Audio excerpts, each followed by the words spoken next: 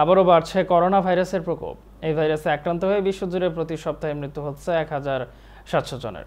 গত বৃহস্পতিবার এমন তথ্য জানিয়েছে বিশ্ব স্বাস্থ্য সংস্থা। প্রতিবেদনে বলা হয়, করোনা এখনও সারা বিশ্বে সপ্তাহে প্রায় 1700 জনের প্রাণ কেড়ে নিচ্ছে বলে জানিয়েছেন WHO-র মহাপরিচালক টেড্রোস আধানম গেব্রিয়েসুস। এর পরিপ্রেক্ষিতে ঝুঁকিপূর্ণ জনগোষ্ঠীকে করোনা প্রতিরোধী টিকা দেওয়ার আহ্বান জানানো হয়েছে। বিশ্ব স্বাস্থ্য সংস্থার এই প্রধান এক সংবাদ সম্মেলনে বলেন, ক্রমাগত মৃত্যুর সংখ্যা সামনে আসার পরও করোনা টিকা নেওয়ার প্রবণতা কমে গেছে।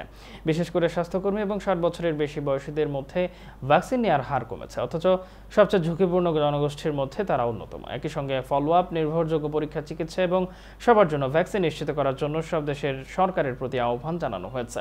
2019 সালের ডিসেম্বরে চীনের উহান প্রদেশে প্রথম করোনা সংক্রমণের খবর পাওয়া যায়। এরপর 2020 সালের ফেব্রুয়ারি থেকে বিশ্বজুড়ে ছড়িয়ে পড়ে করোনা। এই মহামারীতে মারা গেছেন 70 লাখের বেশি মানুষ।